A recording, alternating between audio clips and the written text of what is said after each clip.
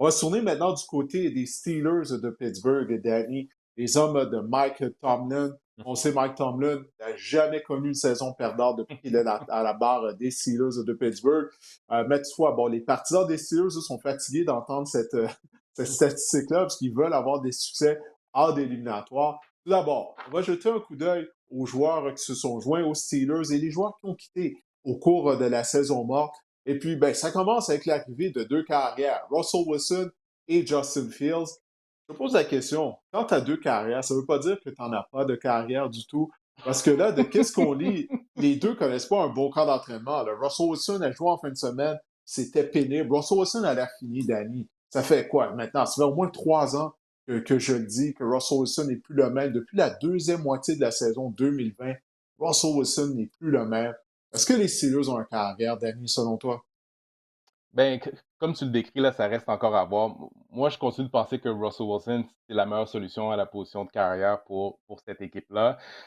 Puis, tu sais, il faut considérer que, considérant qu'est-ce qui avait été à la position de carrière dans les dernières années pour les Steelers de Pittsburgh, je pense que Russell Wilson, même s'il n'est pas à sa meilleure forme, ça va être une amélioration de qu'est-ce qui a été dans le passé. Puis moi, je pense que la meilleure solution peut-être avec les deux carrières, c'est Russell Wilson comme carrière partant, puis peut-être un Justin Fields plus comme un Taysom Hill, tu sais, un Hmm. couteau suisse, un carrière qu'on amène par séquence avec des petits packages, peut-être aligné comme centre arrière, aligné comme receveur, aligné comme carrière ou wildcat.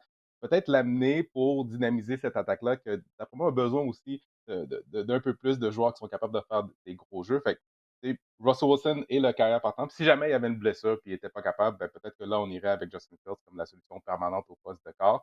Mais je pense que je verrais plus de Wilson avec un peu de Fields là, pour la meilleure solution à la position de carrière.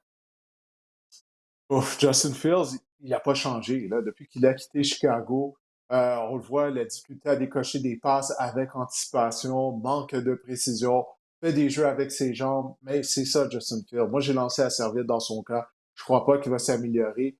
Mais les Steelers, l'année dernière, ils ont réussi quand même quoi, à gagner 10 matchs, malgré le fait Mm. qu'ils n'avaient pas de carrière ou à peu près. Mais je ne sais pas si on va être capable de répéter ça encore une fois cette année du côté des Steelers. Mais on a fait d'autres acquisitions. Bon, il n'y a pas juste l'ajout de Russell Wilson et de Justin Fields. Il y a Patrick Queen, secondaire de ligne, anciennement des Ravens de Baltimore, alors qu'il change d'adresse, mais qui reste du côté de la section nord de l'américaine. On a échangé Deontay Johnson, un receveur de passe aux Panthers à Caroline, en retour de Deion Jackson, un demi de coin. Choix de première ronde, Troy Fortanu, qui est un bloqueur. On a besoin d'améliorer notre ligne à l'attaque du côté des Steelers de Pittsburgh. Mais je suis pas convaincu qu'on ait une formation améliorée comparativement à l'année dernière, Danny. Toi, qu'est-ce que tu en penses? Parce que je sais qu'il n'y a pas de production à la position de quart la saison dernière, mais de ce que j'ai vu, là, puis je sais qu'il faut prendre ça avec un grain de sel, les matchs préparatoires, mais j'ai aucune confiance en Russell Wilson ou en Justin Fields. Ben, je suis un peu d'accord avec toi. Là. Je pense pas qu'on est nettement amélioré. Donc, tu sais, je les verrais pas avoir une saison beaucoup mieux que celle de l'année dernière. Puis j'ai l'impression que l'année dernière, ils ont profité du fait que ça allait pas super bien à d'autres endroits, que ce soit aux Bengals, que ce soit à Cleveland. Donc ça aussi, ça a aidé un peu leur fiche et leur performance de l'année dernière. Donc j'ai l'impression qu'on va être un peu du pareil au même que l'année dernière. C'est une équipe qui est peut-être assez bonne pour faire les éliminatoires dans le nouveau contexte, parce qu'il y a plus d'équipes qui font les éliminatoires, mais pas assez bonne pour gagner en éliminatoire ou aller loin en éliminatoire. Ouais, les Steelers, leurs matchs seront pas bas à voir, un peu comme l'année dernière, tu sais, des matchs souvent à bas pointage. Moi, qu'est-ce qui m'impressionne toujours, c'est à quel point TJ Watt demeure productif, malgré le fait que les Steelers n'ont jamais l'avance d'année. Il est pour moi un des meilleurs joueurs en défense de la NFL, un des meilleurs chasseurs de cartes de la Ligue avec Miles Garrett. On va en parler un peu plus tard de Miles Garrett lorsqu'on parlera des Browns et des Cleveland.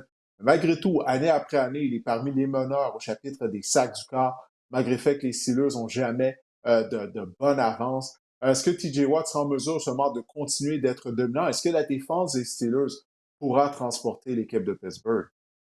Ben, c'est ça la recette à Pittsburgh, ça l'a toujours été. Puis, tu sais, je vois pas pourquoi ça va arrêter. Tu sais, il y a des joueurs là, que peu importe les circonstances, le contexte, qui est le carrière, comment on va l'attaque en avance, on tire de l'arrière, le système, le joueur de ligne offensive devant eux autres, ils vont toujours produire. C'est ça le cas avec TJ Watt. Puis quand TJ Watt va bien, ben, tu sais, ça motive tous les autres joueurs de la défensive. des Steelers. Donc, moi, je vois que ça va continuer, ça n'arrêtera pas. Là, c'est juste de voir est-ce qu'on va être capable d'avoir un peu d'aide de l'attaque. C'est pas Mhm. grave d'avoir un peu d'aide, parce que ça ne sera pas tout sur les épaules de la défensive encore une fois cette année. Bon, encore une fois, Najee Harris va être dans le champ arrière avec Jalen Warren. Bon, on va voir qu'est-ce que ça va donner, mais on dirait que ça a du pareil au même. Je sais que c'est Arthur Smith, maintenant le coordinateur offensif, mais encore une fois, on va devoir attendre le début de la saison, mais qu'est-ce que j'ai vu lors des matchs préparatoires, ça ne m'inspire pas confiance. Maintenant, qu'est-ce que les partisans des Steelers, eux, est-ce qu'ils ont plus confiance à... Hum! Oh, non, pas vraiment, hein? On est bouche bée, là, pas d'émotion, on est... Justement, ça confirme un peu que ça semble être du pareil au même du côté des Steelers chez leurs partisans. Et le nombre de saisons partantes lors des 10 dernières années, ben, les Steelers et les Chiefs, on n'en aucune. La seule chose, c'est que les Chiefs, eux, ils ont gagné quoi, 3 Super Bowls lors des 10 dernières années? Alors, c'est ça la différence. Du côté de Pittsburgh, j'ai fait allusion à ça tout à l'heure, mais est-ce qu'on sera en mesure d'aller chercher une première victoire d'année en éliminatoire du côté des hommes de Mike Tomlin depuis 2016? Ça fait 8 ans qu'on n'a pas gagné un match d'après-saison. Ben, moi, je pense que non. J'y crois pas, là. Hmm. Tu sais, comme je disais tout à l'heure, là, tu sais, j'ai l'impression qu'on va toujours être une équipe de milieu de peloton parce qu'on a de l'excellent coaching, on a une bonne défensive, mais c'est pas assez pour aller loin en éliminatoire. Tu as besoin de meilleure qualité offensive, une meilleure performance à la position de quart arrière. Ça, on l'a pas là, du côté des Steelers de Pittsburgh. Donc, c'est c'est juste assez pour s'y rendre, y goûter, mais ça sera jamais assez là, pour aller gagner ou aller loin dans l'éliminatoire.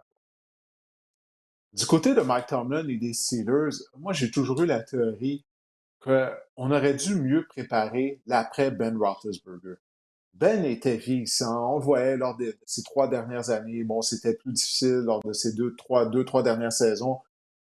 Puis c'est comme ça, on n'a jamais préparé la relève. Pourquoi on n'a pas repêché un carrière pendant que Roethlisberger était là pour qu'il puisse apprendre Mhm. derrière Roethlisberger? Là, finalement, on a repêché Kenny Pickett en première ronde. Je suis même pas certain s'il y a une autre équipe qui aurait repêché Kenny Pickett en première ronde.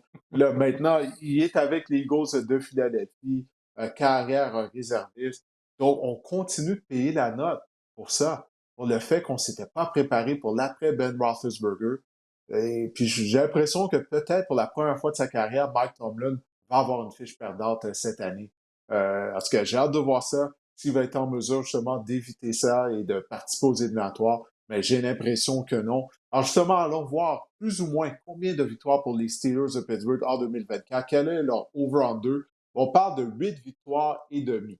Alors, Danny, est-ce qu'on va être en mesure d'aller chercher plus ou moins que 8 victoires et demi du côté des hommes de Mike Tomlin? Moi, je pense qu'on va être en dessous cette année. Malheureusement Hmm. pour Mike Tomlin, je pense que la séquence de La saison séquence, ça se avec termine. des fiches victorieuses, là, je pense qu'elle va se terminer. Euh, il y a trop de choses à surmonter. Puis je continue de penser que les autres équipes vont pas connaître les misères en termes de position de carrière qu'ils ont eu dans le passé. Là. Fait que je pense que ça va nuire un peu aux Steelers de Pittsburgh. Là. Fait que moi, je pense qu'on va être en bas de 8,5. Je pense qu'on va être à 8. En 17 saisons avec Mike Tomlin à la barre de l'équipe, les Steelers ont seulement raté les éliminatoires 6 fois. Encore une fois, moi j'ai l'impression que ça va être une équipe qui va être tenue en otage par la position de carrière. Puis tu le sais, hein, lorsque tu mises sur des receveurs de passe comme George Pickens, qui ont des tempéraments bouillants, puis que les carrières sont pas assez talentueux pour lui remettre le ballon, ça va mal finir. Là. Il y a potentiel là, d'avoir des flamèches du côté de l'attaque des Steelers. Alors, ça pour dire, je vais dire moins que 8,5. 8 victoires. Moi, 8 victoires pour les Steelers, c'est le plus que je vois. Une fiche de 8 et 9. Peut-être que Tomlin pourra faire un autre tour de magie, mais je pense que ces deux, on voit ça du même œil. Peut-être que les deux, on a tort, qui sait. Ben, Mais peut-être. pour Mhm. l'instant, c'est ça. Mais hey, difficile d'être confiant aux Steelers de Pittsburgh.